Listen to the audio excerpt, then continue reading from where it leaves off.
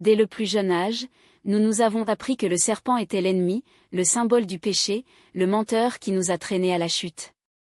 Mais que se passe-t-il si tout cela était une distorsion? Et si le serpent n'était pas le méchant de l'histoire, mais la clé pour la déchiffrer? Vous n'étiez pas expulsé du paradis. Il a été invité à plonger dans lui-même dans un voyage de redécouverte avec le serpent comme guide silencieux.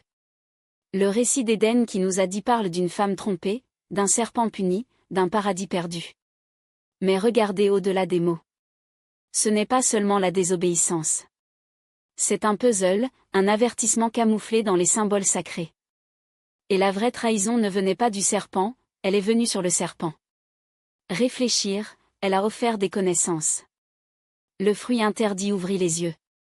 Quand Éva l'a prouvé, elle n'a pas eu de péché, a acquis une vision. Il n'a pas été maudit, il a été éveillé. La conscience a prospéré. Le rêve s'est cassé. Le jardin n'a pas été perdu, il s'est transfiguré. Pourquoi diaboliser qui nous a donné de la lucidité? À moins que quelqu'un veuille le garder sous contrôle. Éden n'est pas un événement du passé. C'est un motif éternel qui est répété en vous chaque fois que vous ressentez l'appel à monter. Parce que le serpent n'est pas seulement dans le jardin. Elle se recroqueville dans sa colonne vertébrale, dormante mais vivante. Dans presque toutes les cultures anciennes, le serpent était sacré, l'urée égyptienne, le feu de Kundalini, le Quetzalcoatl, le Naga. Jusqu'à ce que les empires arrivent et que les empires aient besoin d'obéissance. Ensuite, le symbole de l'éveil divin a été transformé en démon. Et vous étiez conditionné à craindre la force qui pourrait vous libérer. Ce que vous êtes sur le point de découvrir peut secouer tout ce que vous avez appris sur le mal, la vérité et votre propre corps. Ce n'est pas une théorie. Les anciens n'ont pas parlé de métaphore par hasard. Le serpent d'Éden est la même énergie qui repose à la base de votre colonne vertébrale latente mais jamais morte. Connu sous le nom de Kundalini à l'est, Urasus en Égypte est un feu sacré qui attend le moment de l'ascension. Quand il se réveille, tout change. La perception est vieillie. Le temps se dilate. Vous commencez à vous souvenir des choses que vous n'avez jamais apprises. Et tout commence par une vibration subtile, un buzz profond en vous. C'est pourquoi les anciens initiés préparaient en silence, rituel et obscurité. Le réveil du serpent n'est pas un événement, c'est une initiation. Vous n'acquièrent pas de pouvoir. C'est raviver ce qui a toujours été là. C'est pourquoi le serpent a été interdit, car une fois éveillé, vous n'auriez plus besoin d'intermédiaire. Mais ce n'est pas seulement la mémoire ancestrale. Cela se produit maintenant. Ce picotement à l'arrière du cou, cette volonté soudaine de changer la vie, est le serpent chuchotant, le moment est venu. Dans la prochaine étape, nous révélerons comment cette force serpentale a été codée dans des textes sacrés pour ne pas être craint, mais à être libéré. La Bible, les comprimés d'émeraude, les Upanishads, parlent tous de feu, d'ascension, de lumière et d'un chemin serpente. La colonne vertébrale, le personnel, la tige qui fleurit. Moïse lève un serpent sur un poteau et les gens sont guéris. Ce n'est pas une allégorie. C'est un travail énergétique.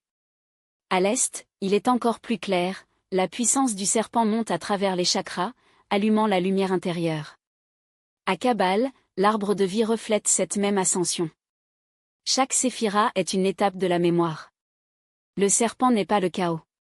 C'est le chemin du retour. Fermez les yeux. Sentez la base de votre colonne. Y a-t-il une chaleur subtile, une impulsion? Ce n'est pas l'imagination. C'est l'écho de la mémoire. Ces codes n'ont jamais été déplacés pour localiser. Ils ont été placés en vue, de sorte que seuls les préparatifs les reconnaissent. Le serpent n'est pas mauvais.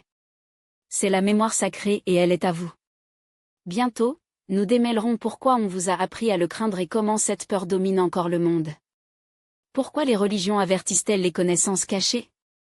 Pourquoi avez-vous appelé le serpent Satan? Parce que si vous vous réveillez, ce serait incontrôlable. N'obéirez pas par peur. Vivrez par la volonté divine. Le contrôle ne prospère que lorsque vous croyez que vous êtes brisé. Mais le serpent raconte une autre histoire, celle dans laquelle la divinité vous habite. Votre corps n'est pas une prison, c'est un temple. La chute d'Éden n'était pas une chute. C'était un réveil de l'ignorance. Vous n'avez pas perdu sa grâce, vous avez pris conscience. Et ce péché original n'était pas une désobéissance. C'était la souveraineté. Le serpent n'a pas essayé, elle a activé. Et bientôt nous vous montrerons comment le réveiller. Parce que dans le dernier chapitre, le serpent parle, et vous vous souvenez de qui c'est vraiment. Le chemin n'est pas une recherche lointaine. Il se recroqueville en vous, un feu sacré prêt à enflammer votre essence. Que le serpent est le fil qui tisse le corps, l'esprit et l'esprit dans un seul tissu d'éveil. Quand il monte, vous voyez le monde comme le reflet de votre propre lumière et de votre ombre. La dualité se dissout. Le jugement disparaît. Ce qui a été fragmenté devient entier. C'est la véritable réconciliation d'Éden, l'union du serpent et de la colombe. Le serpent parle de cycle, mort et renaissance, nuit et jour, chaos et ordre. Elle vous invite à embrasser vos blessures comme des portails sacrés. Chaque cicatrice, un passage à une connaissance plus approfondie. Le jardin n'a pas été perdu. Il est caché sous des couches de peur et d'oubli. Éveiller le serpent, c'est renverser des illusions, sauver la sagesse primordiale enfouie par endoctrinement. C'est pourquoi les anciens l'appelaient Sophia, la sagesse divine incarnée. Le Snake Awaken parle également dans des symboles, les Ouroboros, le cycle éternel qui consomme et renouvelé, Caduceux, les ailes d'Hermès sur deux serpents entrelacés, symbolisant la transcendance par équilibre, Kundalini, le feu ascendant illuminant chaque chakra, chaque facette de l'être. Lorsque le serpent parle, vous commencez à vous souvenir, il n'est pas séparé du cosmos. Vous êtes le cosmos qui vous exprime en forme. Votre ascension est un retour. La réunion avec le soi qui ne est jamais parti. Au fur et à mesure que vous montez, le voile entre ce monde et les royaumes cachés devient plus mince. Mais que se passe-t-il si le vrai pouvoir du serpent va bien au-delà de ce qu'ils lui ont enseigné? Et si l'éveil ne fait que commencer? Ce que vous verrez ensuite peut défier tout ce que vous croyez de vous. La peur est l'ombre qui a gardé le serpent attaché aux mythes et aux dogmes. Peur du pouvoir, peur du changement, peur de sortir des anciens rôles et histoires. Mais le feu du serpent brûle la peur, il ne sort pas, il le transforme. Alchimie le doute dans le courage, la confusion de clarté, l'esclavage dans la liberté. Lorsque le serpent monte, vous vous rendez compte que vous n'avez jamais été victime de circonstances, mais un créateur souverain. Vos émotions sont des messagers sacrés, votre corps un sanctuaire miracle. Cet éveil va au-delà des doctrines, au-delà des règles externes. Il l'appelle à vivre la vérité qui porte à l'intérieur. C'est la promesse ancestrale. Le respect du serpent ne mène pas au chaos, mais à l'ordre, non pas à la destruction, mais à la création. C'est le feu qui consomme l'illusion, ne laissant que l'essence. Et en substance, vous trouvez la liberté. La dernière étape de ce réveil est la reddition, non pas pour craindre, mais pour couler. Le serpent enseigne à danser avec les rythmes de la vie, à couler avec ses courants internes, pas à leur résister. C'est la souveraineté, le pouvoir de naviguer sur le chemin de leur propre âme. Mais que se passe-t-il si la reddition est exactement ce qui vous libère?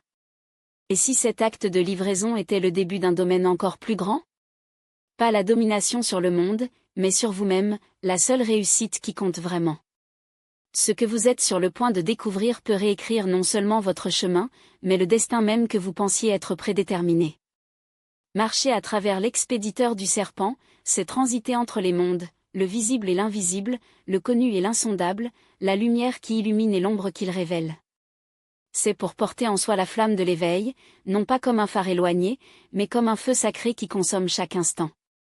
Vous devenez le pont vivant entre la sagesse ancestrale et l'âme moderne, pas un simple gardien des mystères, mais le mystère lui-même en mouvement. Le serpent ne vit pas seulement dans des symboles, elle pulsate dans ses veines. Vous êtes le dragon endormi qui se réveille maintenant, le gardien des vérités que le monde a oubliées, mais que votre sang se souvient encore. Ce chemin nécessite plus que le courage, il nécessite de la patience d'écouter les silences, de vos counes pour honorer chaque chute dans le cadre de la montée. Il y aura une résistance. D'autres ne comprendront pas la langue de leur feu, et même leurs peurs plus âgées tenteront de le convaincre de reculer. Mais le serpent ne se retire pas, il se renouvelle. Chaque peau qui abandonne est un poids qui n'a plus besoin de transporter. Chaque défi n'est pas un obstacle, mais une invitation à s'élever au-delà de ce qu'elle croyait possible. La résilience n'est pas un cadeau reçu, c'est l'essence qui se révèle lorsque vous osez continuer. Et voici le secret le plus profond, ce n'est pas une manière égoïste. En vous réveillant, votre lumière devient un phare pour ceux qui trébuchent encore dans l'obscurité.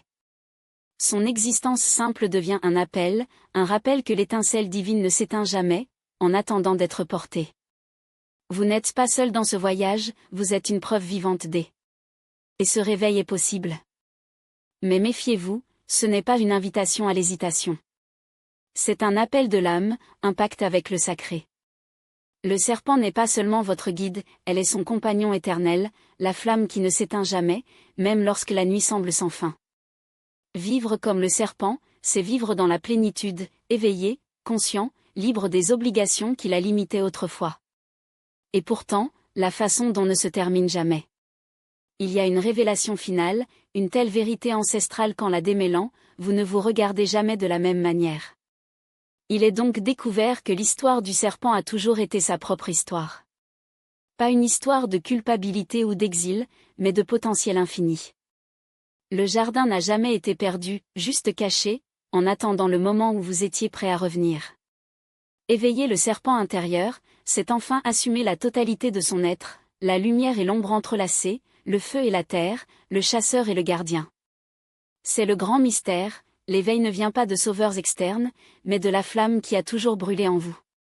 Prenez cette vérité avec la délicatesse de qui sait que de tels secrets puissants ne doivent pas être criés, mais ont vécu. Vous êtes le serpent. Vous êtes le jardin.